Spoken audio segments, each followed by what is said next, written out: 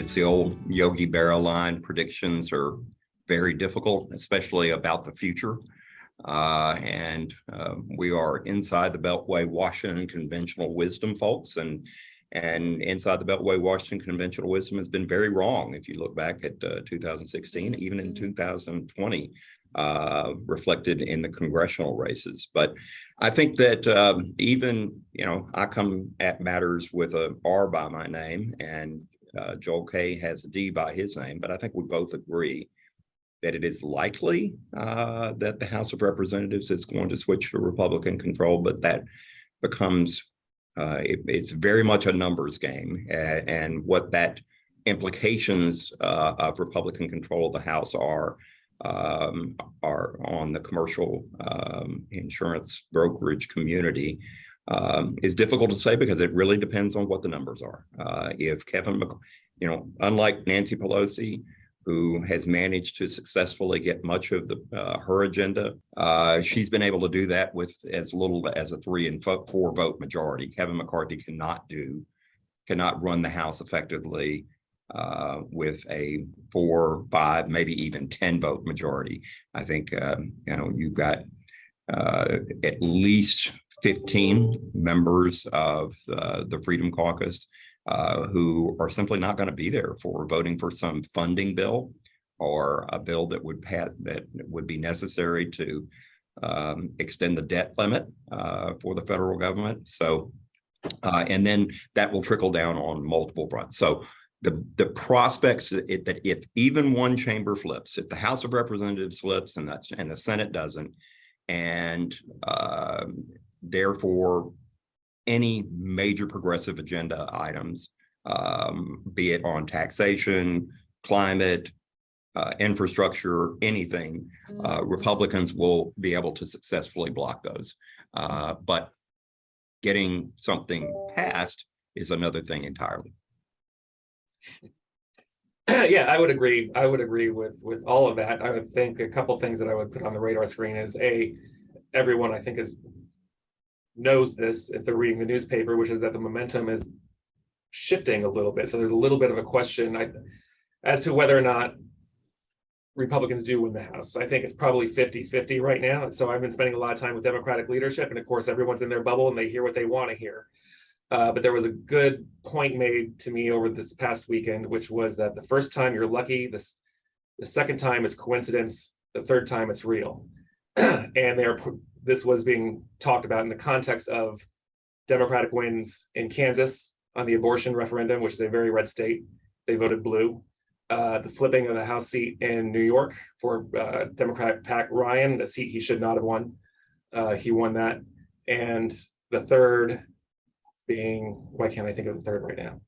Help me out. I don't think there is a third. I think it's a stretch to even use those two. You do have to sort of bend your mind to contort yourself into Republicans losing the House of Representatives this fall. Now, yes, the Roe v. Wade, yes, the Dobbs decision figures into it, and maybe it did in that special election, but you have to suspend all of the laws of congressional physics, of electoral physics, that when one party is in charge of the presidency in both chambers of Congress, it is pretty uniformly a bad day in a midterm election. And that's not counting popularity levels that rival Donald Trump's of the president at this stage of the 4-year cycle. That's not counting, inflation at 8.3% and all the anxiety on that stuff. I'll grant you that Democrats have gotten something of a wind at their back with a couple of developments, and I think that there's definitely that motivation issue with respect to the cultural issues that are out there. So I hedge my bets a little bit, but I remain confident that Republicans will win the House back. What does that mean to our issues? I mean, all the ACA stuff is, I don't want to say it's behind us, but the big threats of like public option, eroding the employer-sponsored markets significantly, most of that's behind us. The threat moving forward to a divided Congress is not as palpable as if both chambers were to flip to Republican control, which is still possible, less likely, but still possible. And in that scenario, it would be the taxation of employer-sponsored benefits. And that has been on the table before. It was on the table when Speaker Ryan and President Trump were in control of Washington, and they tried to push through taxing health plans. It failed significantly. It did not have the support, and I don't think it will have the support in this next Congress, but it will probably top up its head again, as it's one of the biggest revenue raisers on the books. And we are obviously facing considerable deficits, and they're always looking for ways to raise more money without hiking taxes, generally speaking. So that will be a big issue. I don't know where to start. I think, Joel Wood, you were right. If it's going to be a good night if Republicans get a majority, or, have that buffer of 20. Talking to other members and talking to Republicans and House leadership, I think they're, trying to be hopefully optimistic at 15. 30 would be no one knew it was coming. And you would probably also have states like Ohio and Pennsylvania that elected their Republican candidate for senator. And so that would be a huge surprise, because a lot of us in DC see that going differently. But it's going to be tough no matter what happens. If there is a buffer of 5, 10, 15, 20, 30, it's going to be tough for Republicans, especially the first few months. They'll have a debt limit vote. They'll probably have a funding the government vote. And I know that they are working hard on kind of laying out those first 100 days. Nothing like the contract with America that was done in 94, but they're working on it. And we've seen, what they're hoping to release, and it's, and we've kind of advised on it and helped them, figure out what can be done in healthcare. But it's going to be interesting to see what can be done, knowing, that the Senate might stay the way it is. And knowing that you have a President Biden who we all thought was going to be a savior and work both sides, and that hasn't really been the case. And so I don't know that I ever looked at him as a savior, but I think that the question mark that we all hear is, will this be like the final 2 years of Bill Clinton's term? When he was able, or actually in his final 2 years of his first term, where he was able to work with Republicans to balance the budget, achieve welfare reform, get some very major accomplishments done, even working with someone as polarizing as Newt Gingrich at the time. Is that possible? If Biden wants to do it. I just don't know if that wherewithal is there like it was with Clinton or with Bush to work with Democrats. It's just not, it's not there. And yes, Joel Kopperud, I said that George W. Bush worked with Democrats. I think you guys are crazy. I don't see any scenario where anything really productive gets done unless Kevin McCarthy has more than 20 seats in the House. I think it's a real big question as to whether or not we default on our national debt in the next year, because I think it's going to be difficult for him to have a positive vote on increasing our borrowing authority, because you've got a whole slew of Republicans campaigning right now, putting their hand up saying, I will not raise the debt. I'm sick of it. And they're doing it on principle. And there's a real threat that we will default on our debt in the next year.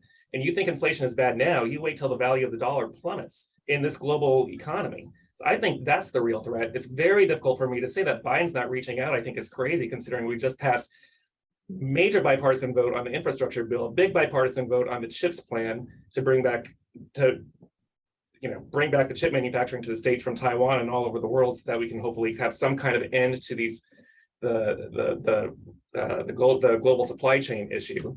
You look at this has been, one of the most productive. History will judge these first 2 years very differently from the way that we're talking about it now. I don't think anyone's feeling it.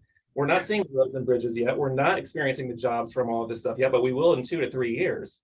And I think that this president actually is working across the aisle with the help of people like Joe Manchin and Kyrsten Sinema and a handful of the other moderate members in the House and the Senate.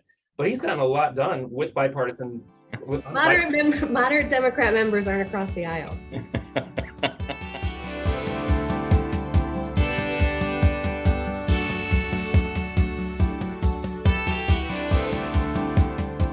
So here's a more immediate thing for us is what does happen. After in a couple of weeks, we're going to have this election, and we're going to have a lame duck session of Congress. This is where we always say, you know, if you're not at the table, you're on the menu with respect to any kind of representation in Washington. But there is a lot of stuff, both good and potentially bad, that could get crammed into year-end deals that might be cut. It may be that this is all anticlimactic, and all they do is they get out a simple funding bill that takes us into the springtime, for example. But there's also the possibility of stuff that you've worked on, like the Safe Banking Act. There's the bad stuff like the end-stage renal disease legislation, which would be another massive cost shift to the private marketplace. And it actually is scored as a pay for, so it's very attractive for a lot of policymakers. We've got stuff that we would support in a year-end package, like extension of the first dollar coverage for telemedicine in high deductible plans. So a lot of stuff, particularly on the benefits side, that could be going down. What's your prediction for the lame duck session? I think it's going to be one of the most active lame duck sessions we've seen in a long time. It's going to be the last opportunity if one of the chambers splits for Democrats to get some of their priorities done. So I think we have the risk of seeing one of those major behemoth packages where stuff is slammed through and that's not fully vetted. And those scenarios are usually when we can get screwed because something gets in there that hasn't been fully considered. But that said, I am optimistic that we finally, and of course I say this, I've been saying this for years, and I'm going to say it again, that we finally get the Safe Banking Act done.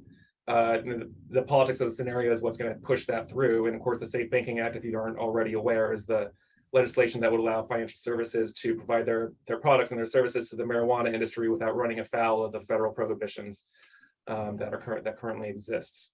We made sure that we got insurance language in there to make sure that all of our brokers could offer insurance services to that industry, just like they do any other industry. So we would view that as a huge win. The reason it hasn't happened yet is because progressives holding up the legislation, basically because they were making it the point that they don't want the first marijuana bill to be a banking bill. They want the first marijuana bill to be expungement of criminal records, sentencing reform, and then totally descheduling it. Well, that would all be great, but the votes don't exist on that in the Senate right now. So this would be the last opportunity for them to make any significant progress on marijuana related issues. But for us, it's not a marijuana bill, it's a public safety bill, and more so it's an insurance bill. So we are supportive and think that that will get done in the lame duck session. Today, members are going to be voting on, hopefully in the next couple of days, government funding bill. National Flood Insurance Program reauthorization is tied to that, which is always good to see. But I know that there's hopes for more reauthorization reform package. I think that will happen next Congress. And then I think, we've talked a lot about data privacy, data security in the last couple of months because there's been movement on that in the House Energy and Commerce Committee. I don't think that'll happen in the lame duck. I think that again will be something for next Congress. And we need to watch that and see what kind of carve outs there are for the insurance industry and for financial services. On the healthcare side, it kind of depends, if they're looking for money. Joel, you mentioned the end stage renal disease, which is, an effect of the DeVita Marietta case in the Supreme Court, which kind of would, shift people from Medicare back to their employer sponsored plans. And then, there could be, again, extending coverage of telehealth on the high deductible health plans that expires December 31st. So that's something that could be included, but I could also see it not being included. And then they, look at it a few months from now and maybe even backdate it. There's also talk of Secure Act 2.0 that could be done. The agreement on both sides is kind of there to get it done, House Republicans and House Democrats. And I think the Senate, they may have worked out their funding issues. But these are all retirement security Yes. issues. It's a package of reforms, very similar to the first Secures Act that passed, 3 years ago. And, making little fixes to that. And there's some stuff on long-term care that we're looking at. But it's, I'd like to agree with you, Joel, that it would be the most active lame duck session. I don't know. I think it's, we'll have to see what happens in the election.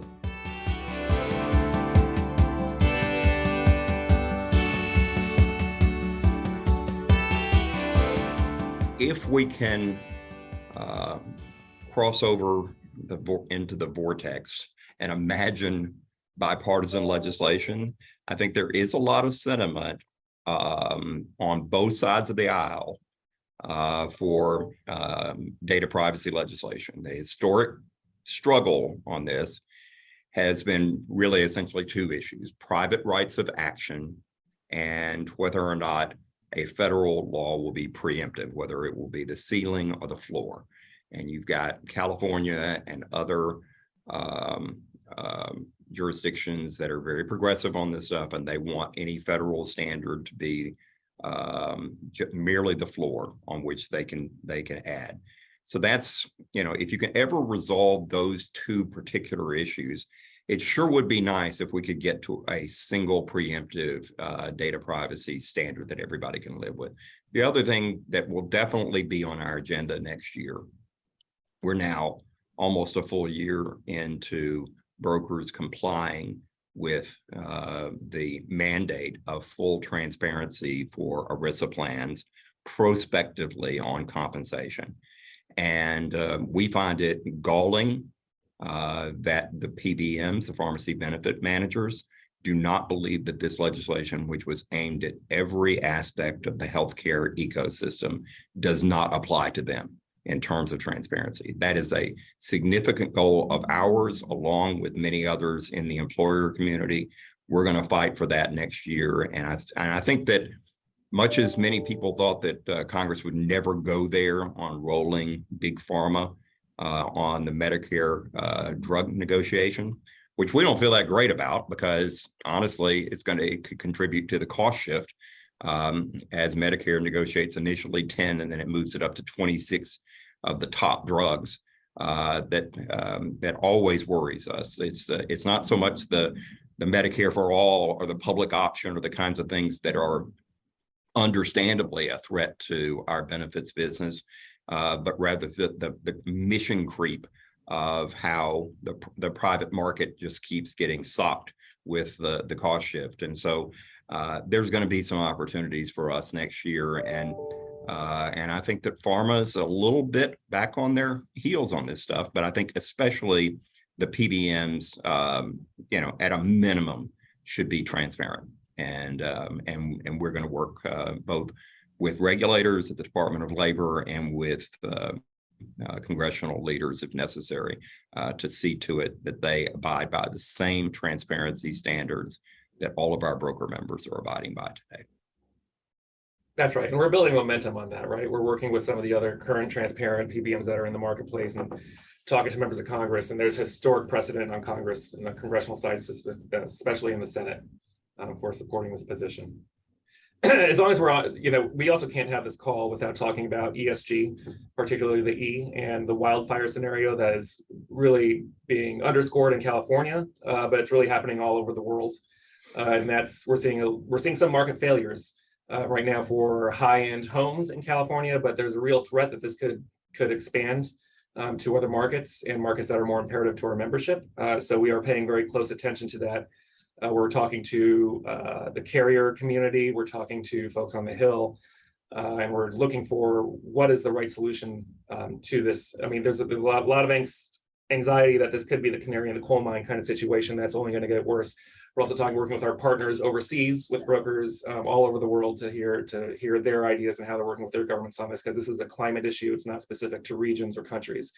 It's happening all over the place. So I would add, I'm most looking forward, on 1,000 fronts, I'm looking forward to seeing all of our member executives at the ILF, and the response has been overwhelming. I mean, I think this is going to be the biggest and hopefully the best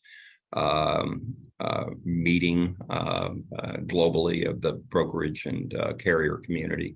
And but I especially am looking forward to those ongoing conversations on the ESG front. I think a lot of people tend to see this through the prism of the public companies that obviously are in the range of fire on these phase one SEC requirements with respect to identifying their carbon footprint and identifying how they intend to address it or move toward carbon neutrality. However, I think this absolutely impacts all of our member firms, particularly with respect to what the SEC has already announced in terms of their stage 3 of the process, which is that everyone that even the public companies deal with in their food chain, also they have to report on their climate activities. And so everybody's got to pay close attention to this. And the question that we're going to be raising in our committee and our board meetings and throughout that conference are, what's the most responsible place for us to be on behalf of not only our brokerage members, but of all of our clients?